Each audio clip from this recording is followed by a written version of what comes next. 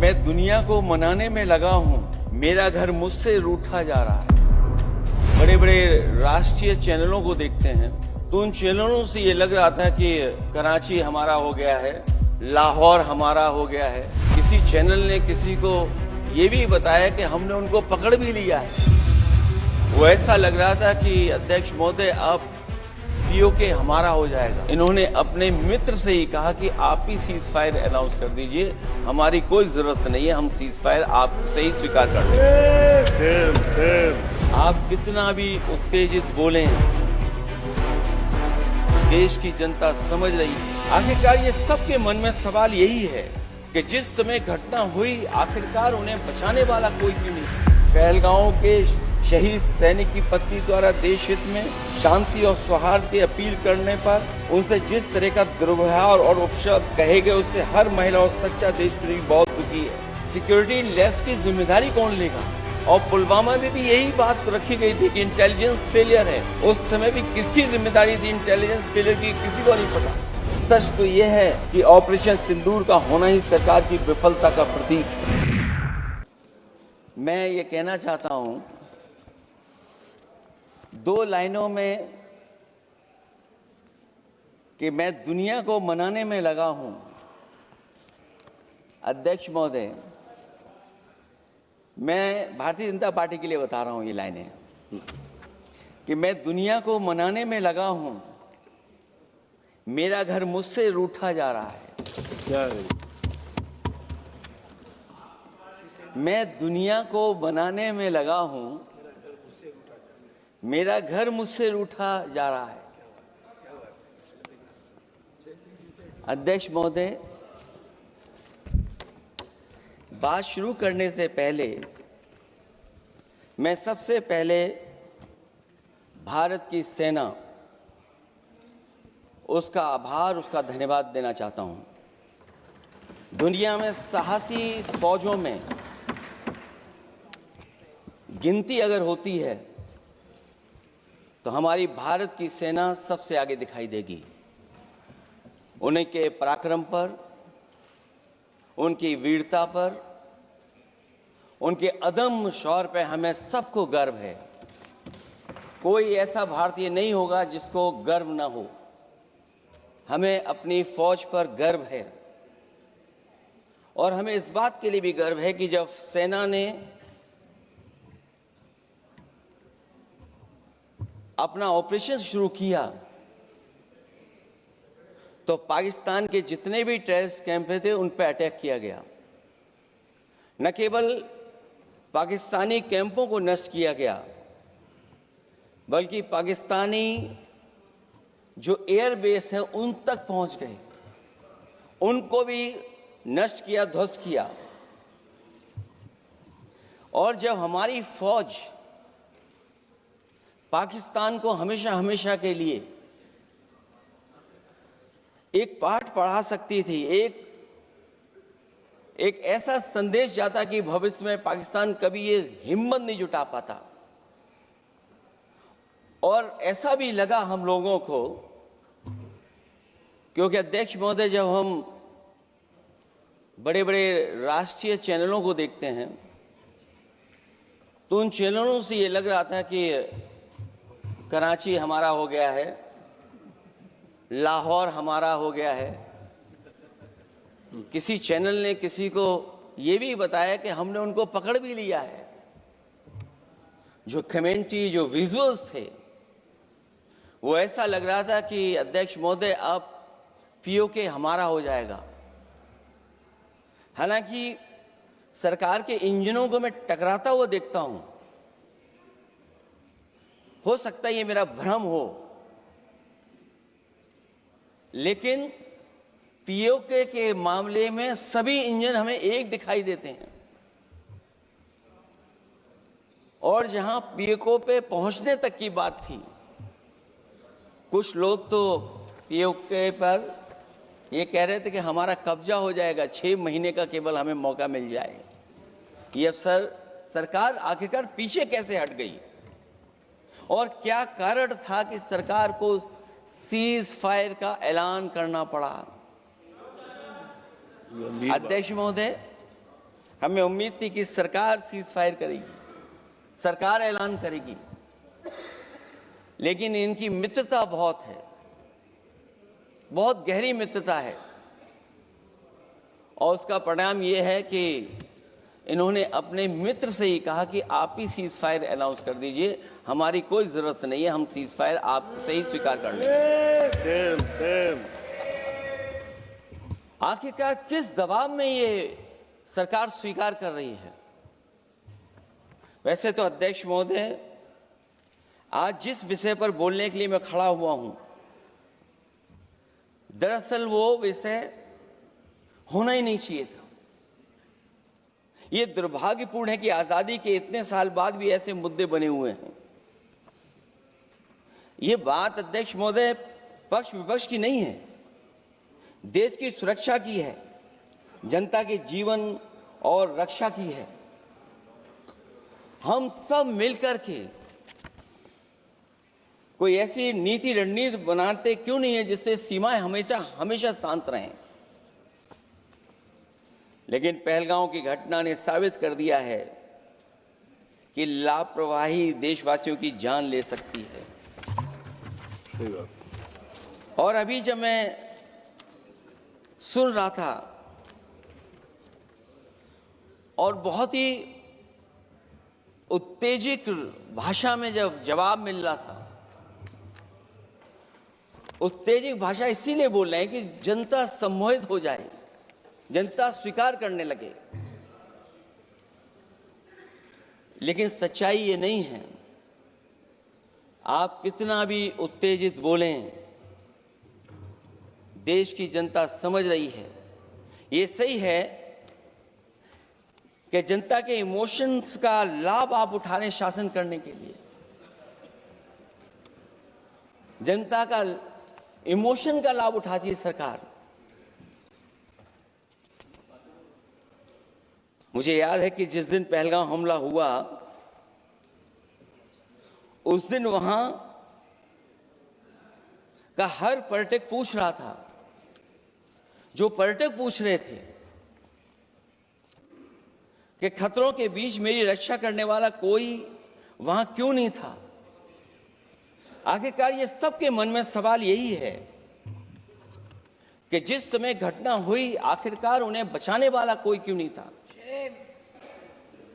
और जो सरकार ये दावा करती है, 370 के बाद ये कहा सरकार ने कि भविष्य में कोई आतंकवादी घटना नहीं होगी,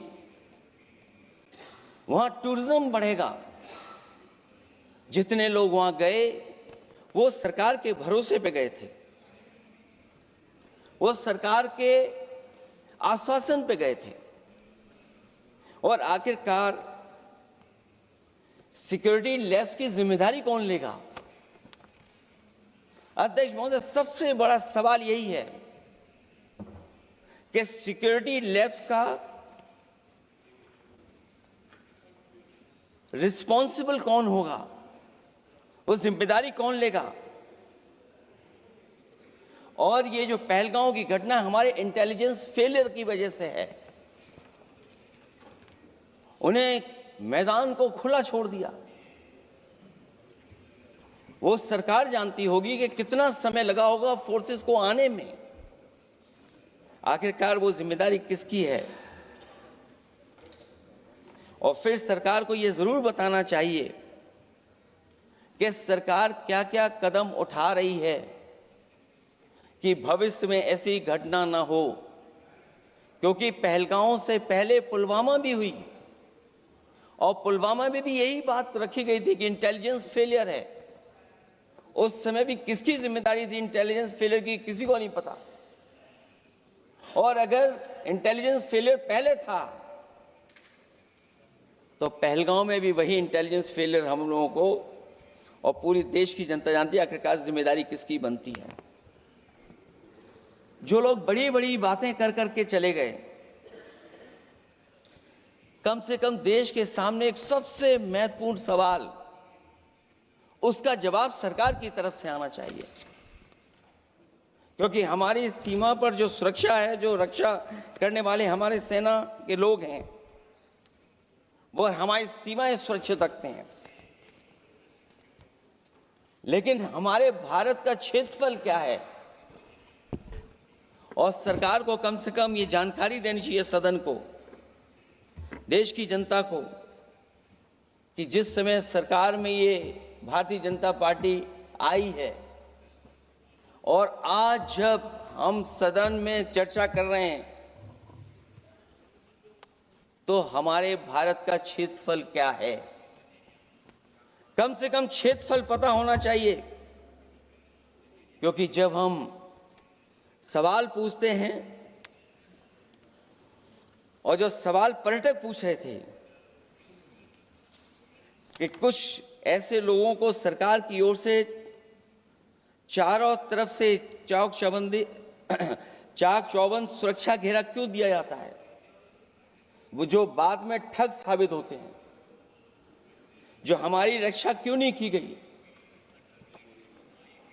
पहलगाम के दूसरे दिन की जिस तरह की राजनीतिक कार्टून, क्योंकि जिस तरह का लाभ लेना चाहते हैं भारतीय जनता पार्टी के लोग, हम सब ने देखा कि पहलगाम के दूसरे दिन ही जिस तरह का राजनीतिक कार्टून भाजपा के ऑफिशियल हैंडल से पब्लिश किया गया और हमारे द्वारा घोर आपत्ति किए जाने पर हटाया गया, उसने साबित कर दिया कि भाजपा के लोग भी जानते हैं कि दुख की इस घड़ी में उन्होंने देश की भावनाओं के साथ बेहद शर्मनाक खिलवाड़ किया है। भाजपा बताए कि ऐसे संवेदनहीन लोगों के खिलाफ उन्होंने क्या कार्रवाई की है। ये अति गंभीर प्रश्न है कि जिन्होंने अपनों को खोया है उन पर दबाव डालकर के बयान भले बदलवा दिए जाएं, लेकिन भाजपा याद रखें, बयान बदलवाने से सच नहीं बदल जाता है। पहलगांव के शहीद सैनिक की पत्नी द्वारा देश हित में शांति और सौहार्द की अपील करने पर उनसे जिस तरह का दुर्व्यवहार और उपशब्द कहे गए, उससे हर महिला और सच्चा देश प्रेमी बहुत दुखी है, आहत और शर्मिंदा हुआ है। ये सब जानते हैं कि किन लोगों की हरकत थी। इस संदर्भ में और परिप्रेक्ष्य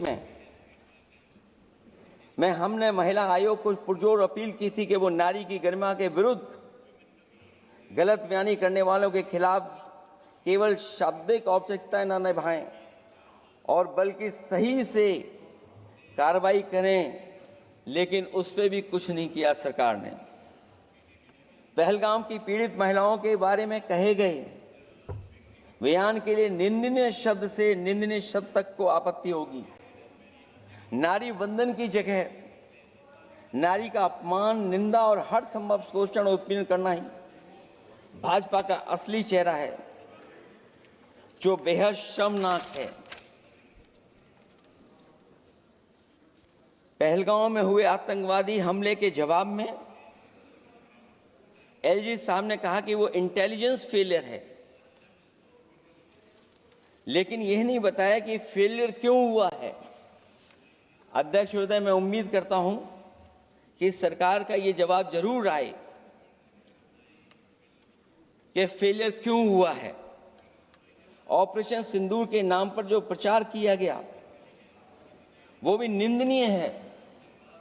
सच तो यह है कि ऑपरेशन सिंदूर का होना ही सरकार की विफलता का प्रतीक है।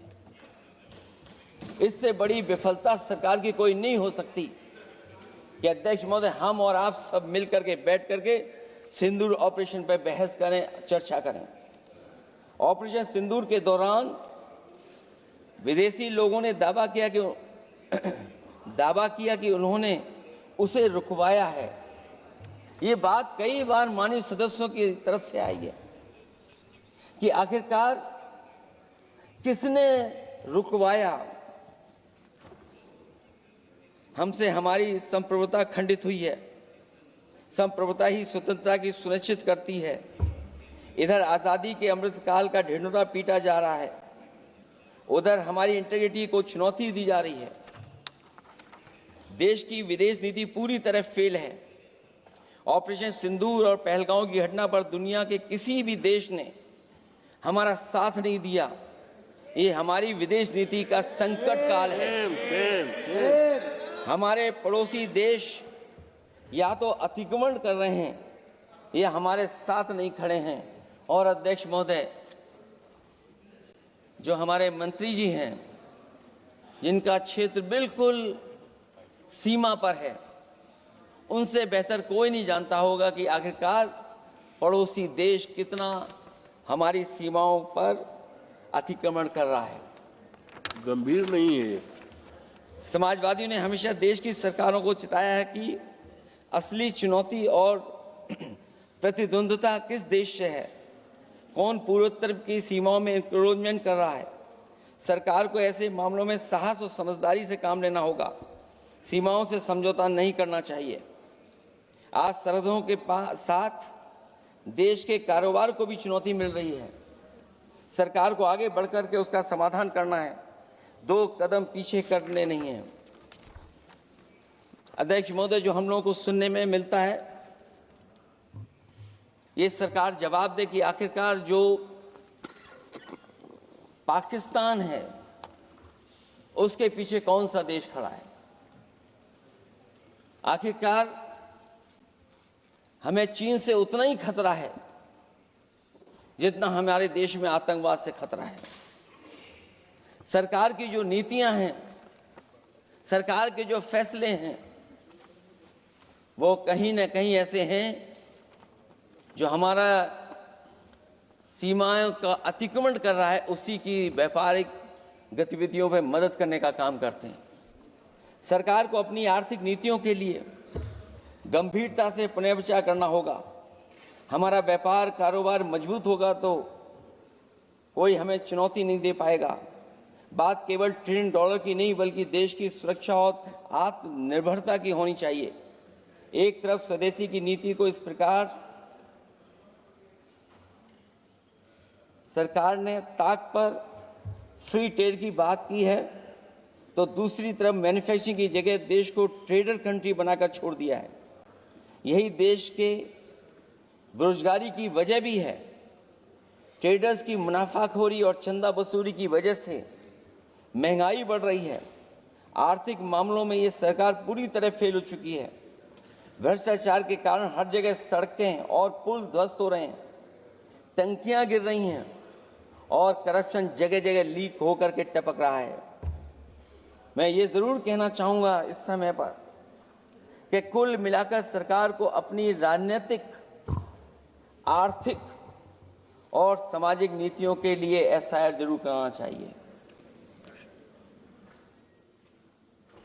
सरकार को अपनी राजनीतिक, आर्थिक और सामाजिक नीतियों के लिए एफआईआर लाने की जरूरत है।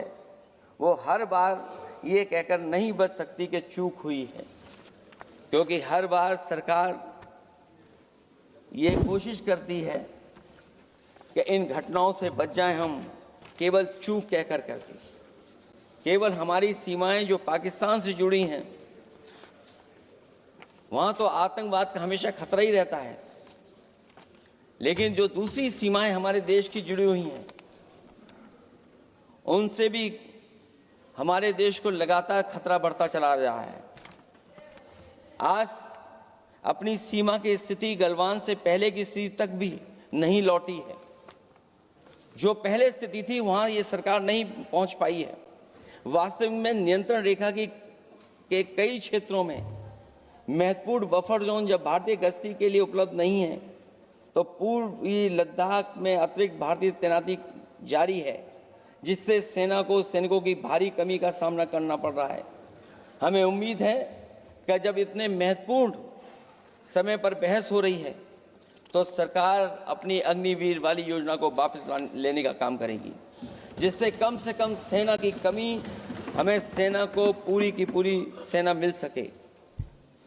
जनवरी में अपनी वार्षिक प्रेस वार्ता में जब सेना प्रमुख ने से ये पूछा गया, तो उन्होंने जवाब डालते हुए कहा कि गश्ती से जुड़े फैसले अब स्थानीय कमांडरों पर छोड़ दिए गए हैं।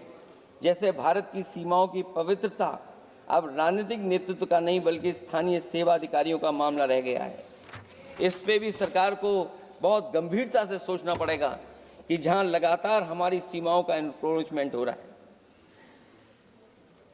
चीन ने भारतीय वाहन निर्माताओं के लिए आवश्यक दुर्लभ खनिजों की आपूर्ति रोक दी है। सुना है कि बुलेट ट्रेन प्रोजेक्ट के लिए सुरंग खोदने वाली मशीनें, डीएपी जैसे उर्वरक और यहां तक कि कई बड़ी कंपनियों की रणनीति के तहत उनकी सप्लाई रोकने का काम किया है। जहां हम एक तरफ आत्मनिर्भर का नारा दे रहे हैं, वहीं हम किस पर निर्भर होते चले जा रहे हैं, ये भी विचार करने का सवाल है। सुनने में आ रहा है कि कुछ महीनों के बाद सरकार बीजिंग में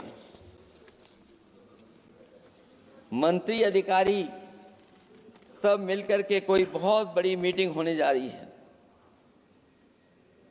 कहीं ऐसा तो नहीं है जो कूटनीतिक भागदौड़ चल रही है, कहीं कोई हमारी कमजोरी तो नहीं उजागर कर रही है। इसलिए जहां हमें पाकिस्तान से खतरा है, उसकी सीमाओं से हमारा आतंकवाद आ रहा है, वहीं जो उसके पीछे खड़ा हुआ देश चीन, उससे भी हमें सावधान रहना पड़ेगा। और अध्यक्ष महोदय, हम सब समाजवादियों ने कई मौकों पर ये बात रखी और कही कि हमारा खतरा पाकिस्तान से नहीं है, हमारा खतरा है चीन से। न केवल वो हमारी जमीन छीन रहा है समय समय पर, बल्कि हमारे बाजार को भी छीनने का काम कर रहा है। इस सरकार को कहीं न कहीं आतंकवाद को और पाकिस्तान को लगाम लगाने के लिए 10 या 15 साल का ऐसा फैसला लेना चाहिए जिससे कि वहां से हमारा कारोबार कम होता चला जाए। और अगर हमारा देश महोदय कारोबार कम नहीं होगा तो हम अपने देश को आत्मनिर्भर भी नहीं बना पाएंगे। ये जो आत्मनिर्भर का नारा है, कहीं ऐसा तो नहीं है नारा कुछ व्यापारियों को लाभ पहुंचाने के लिए हो रहा हो। क्या व्यापार और राजनीति का संबंध ऐसा हो सकता है कि दोनों एक दूसरे का लाभ उठाएं? और याद रखें कि अगर हमें पाकिस्तान से खतरा है तो चीन राक्षस है, वो हमारी जमीन और हमारी बाजार दोनों छीन लेगा। मैं अंत में अपनी बात खत्म करने से पहले मैं कुछ सुझाव देना चाहता हूं। और मुझे याद है जब पिछली बार चीन से सवाल खड़ा हुआ था, ये सरकार पता नहीं कैसा फैसला लेती है। और मैं अभी विदेश मंत्री जी को जब सुन रहा था तो विदेश मंत्री जी ये कह रहे थे कि जो इंफ्रास्ट्रक्चर बन रहा है वो हमारा बहुत अच्छा इंफ्रास्ट्रक्चर बन रहा है। हम पुल अच्छे बना रहे हैं, हम सड़कें अच्छी बना रहे हैं, हम ब्रिजेस अच्छे बना रहे हैं। क्या ये सच्चाई है कि जिस तरह का चीन अपने सीमा पर इंफ्रास्ट्रक्चर बना रहा है, क्या उससे बेहतर इंफ्रास्ट्रक्चर हमारा बन रहा है? इसका जवाब जरूर सरकार दे। वहीं जहां हमारे डिफेंस को स्ट्रेंथन जितना हम करेंगे उतनी हमारी नेशनल सिक्योरिटी स्ट्रेंथन होगी। ये जो बजट लगातार कम होता चला जा रहा है, इस बजट को बढ़ाना चाहिए और कम से कम जीडीपी का 3% बजट डिफेंस का होना चाहिए। और जो बजट डिफेंस का हो वो नॉन लैप्सेबल हो, मॉडर्नाइजेशन के लिए फंड हो जिससे कि लैप्स ना करे और हमारी रिसर्च एंड डेवलपमेंट लगातार चलता रहे। जो हमें कई बार आश्वासन मिलता है कि टेक्नोलॉजी ट्रांसफर भी हो जाएगा, आखिरकार टेक्नोलॉजी ट्रांसफर के लिए हमें वर्षों क्यों इंतजार करना पड़ता है? आखिरकार इसका जिम्मेदारी कौन लेगा? जो डिफेंस प्रोक्योरमेंट है हमारा, वो डिफेंस प्रोक्योरमेंट आखिरकार क्यों नहीं होता है? जहां सरकार समय समय पर डिफेंस एक्सपो के नाम पर न केवल भारत बल्कि दुनिया से ये कहती है कि हमारे यहाँ इन्वेस्टमेंट करें। आखिरकार डिफेंस एक्सपो के इन्वेस्टमेंट के कार्य के बाद कितना डिफेंस सेक्टर में इन्वेस्टमेंट आया है? और साथ ही साथ जब आत्मनिर्भर की बात हो तो हमारे देश की अपनी रक्षा करने के लिए हमारे अपने लोग क्यों नहीं तैयार हो रहे हैं? यह सरकार इतना क्यों नहीं जोखिम उठा रही कि हम खुद तैयार हों उन चीज़ों को बनाने के लिए? इसलिए मैं एक बार फिर ये कहता हूं कि जहां पर सेना ने बहुत बहादुरी के साथ, अपने पराक्रम के साथ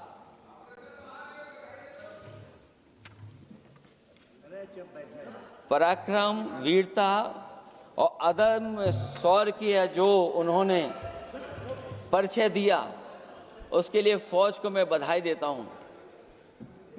लेकिन अभी जब मैं सुन रहा था, ये जो अभी आतंकवादी मारे गए हैं, आतंकवादी मारे जाते हैं, हम सब पक्ष में हैं, लेकिन हर जगह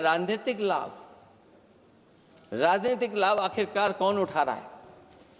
क्योंकि मैं अपनी बात खत्म कर रहा था, अध्यक्ष महोदय ये पूछ रहे हैं कि आज महादेव ऑपरेशन पे मैं धन्यवाद क्यों नहीं दे रहा हूं। अध्यक्ष महोदय, जिस समय समर्थन की बात आई, पूरे देश के जितने भी राजनीतिक दल हैं वो आपके साथ थे। आखिरकार इनकाउंटर कल ही क्यों हुआ?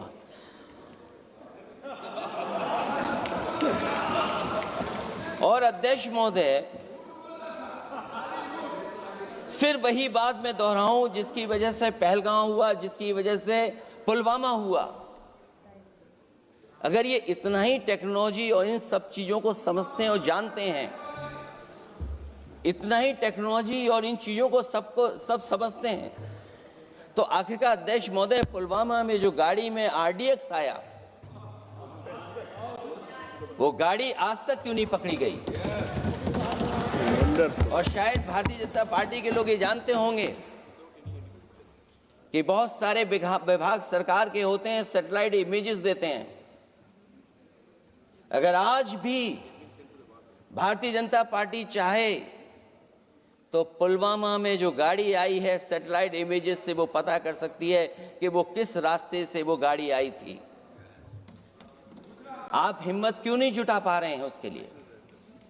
और फिर पहलगाम में किसी भी दल ने आपके साथ किसी तरह की राजनीतिक बातचीत नहीं की, लेकिन राजनीतिक लाभ आपने कांग्रेस पार्टी से भी उठाने की कोशिश की, हमारे से भी उठाने की कोशिश की।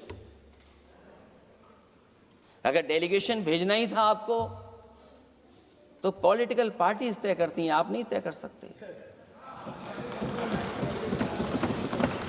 ये राजनीति कौन कर रहा है?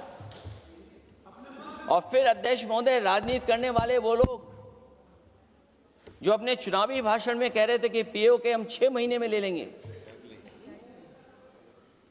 हम अक्साई चिन्ह ले लेंगे।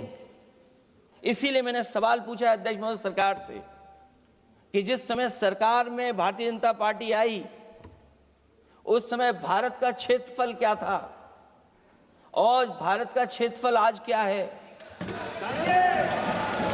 क्या 5 फिंगर्स, पेंगोंग लेक, गलवान घाटी, रजांगला, उसका जवाब किसके पास है? सरकार के पास है क्या कि नहीं है?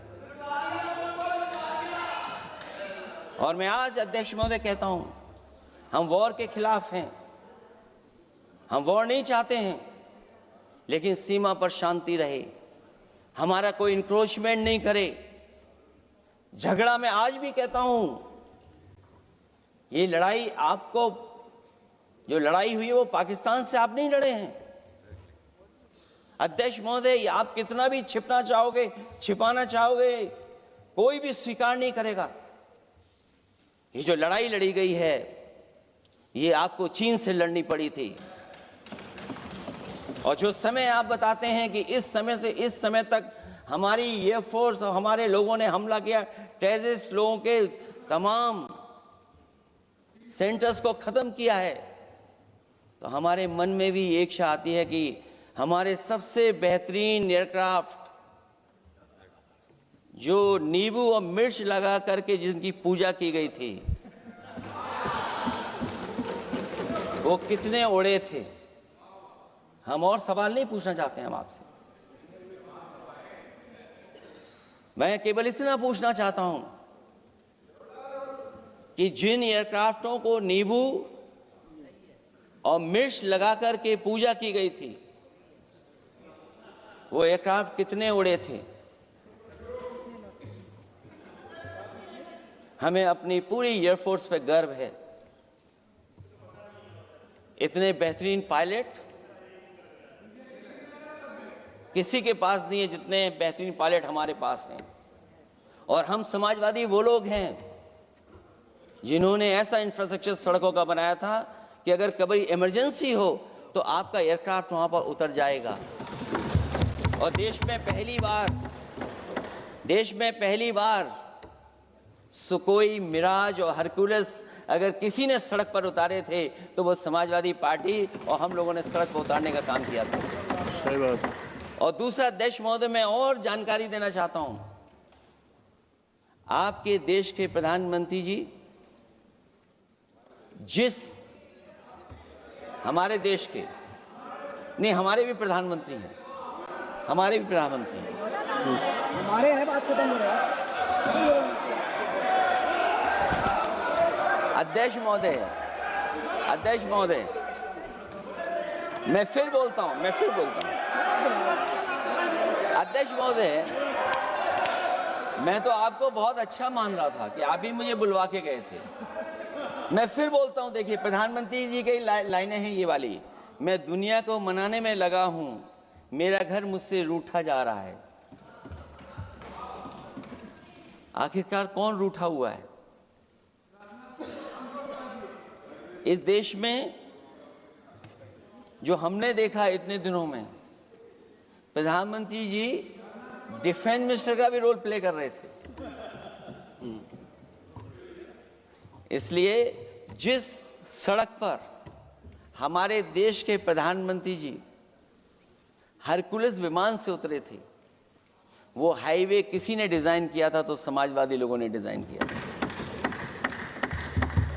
यूपी में तो डिजाइन हो गया एक और, लेकिन देश में क्यों नहीं ऐसी सड़कें बन रही जहां पर इमरजेंसी के समय पर एयरफोर्स इसको इस्तेमाल कर सके?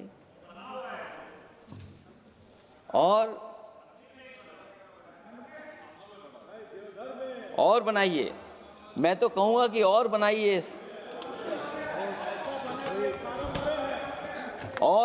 मैं तो कह रहा हूं।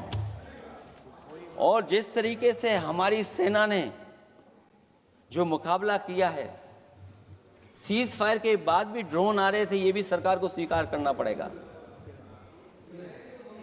आखिरकार सवाल ये है हमारा कि सीज फायर किसके दबाव में किया है और सीज फायर क्यों किया जब हमारी फौज पीओके को भी ले लेती और पाकिस्तान के भी।